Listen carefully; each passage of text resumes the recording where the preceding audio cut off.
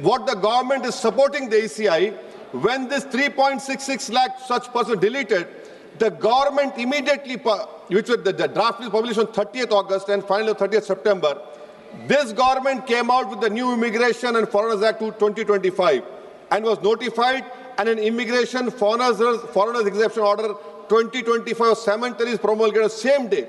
Under this order, sir, no action under Foreigners Act will be taken against illegal entry, presence for citizens of Nepal, Bhutan, Tibet and Sri Lanka, Tamils, in addition to persons other than Muslims belonging to Afghanistan, Pakistan, Bangladesh. Sir, when Supreme Court is seized on the petition of CAA, government issues a foreign exemption order. Why? Because they realize that in this 3.66 lakh, there can be people more than the non-Muslim also to protect them.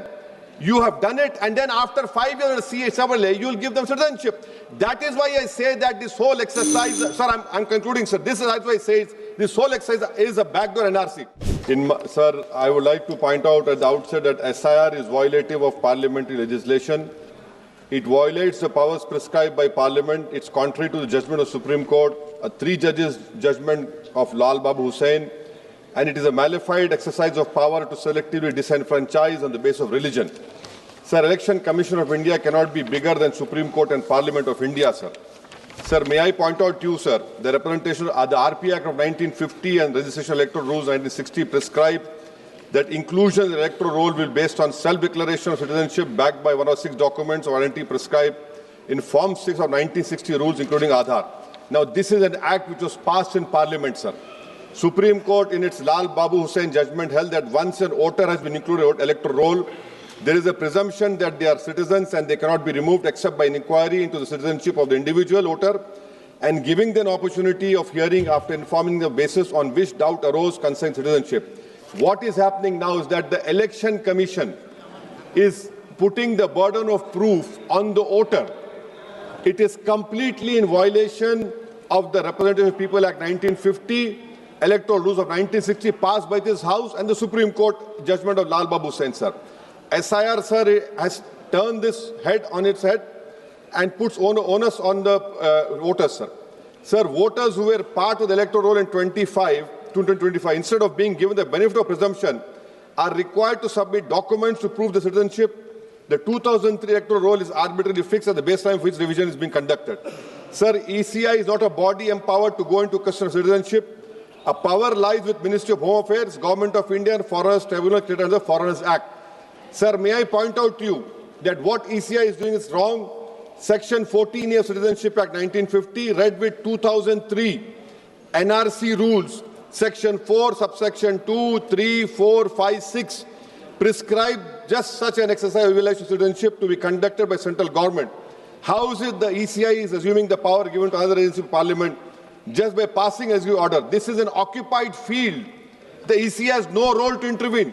Sir, as per the ECI release, 65 lakh voters were included, whose names were included in the electoral roll after the commencement of SR exercise omitted from draft roll published on August 1, 2025. After that, sir, several lakh voters where names were included draft roll were served with show cause notice. I have the copy of show cause notice that doubts had arisen on their right to be included in the electoral roll, and they were asked to appear in person with documents to prove that they were entitled to be included in the electoral roll. So on what basis did the ECI issue these notices? How did the doubt arouse? Form 6 rule has been passed by this August House. How can the ECI do it? They are violating the sanctity of a law that is passed in this August House, sir. Eventually 3.66 lakh such persons were deleted from the electoral roll with no order made available in the public domain giving the reason for deletion. Sir, under the SIR order, these persons are to be referred to authorities tribunal dealing with illegal foreign migration. Now, sir, look at this, what the government is supporting the ACI. When this 3.66 lakh such person deleted, the government immediately, which was the draft is published on 30th August and finally 30th September, this government came out with the new Immigration and Foreigners Act 2025 and was notified, and an Immigration Foreigners Exemption Order 2025 cemetery is promulgated the same day. Under this order, sir, no action under Foreigners Act will be taken against illegal entry, presence for citizens of Nepal, Bhutan, Tibet and Sri Lanka, Tamils, in addition to persons other than Muslims belonging to Afghanistan, Pakistan, Bangladesh. Sir, when Supreme Court is seized on the petition of CAA, Government issues a foreign exemption order. Why? Because they realize that in this 3.66 lakh, there can be people more than the non-Muslim also to protect them. You have done it, and then after 5 years you will give them citizenship. That is why I say that this whole exercise, sir, I'm concluding, sir. This is why I say this whole exercise is a backdoor NRC. Sir, Ambedkar was asked, is India's democracy? He said only in formal sense. To be democracy in the first substantial sense, political power was held by the most marginalized and the weakest. He repeatedly said political power is the key to social progress. You have only 4% Muslims over here. The ruling party has no Muslim member.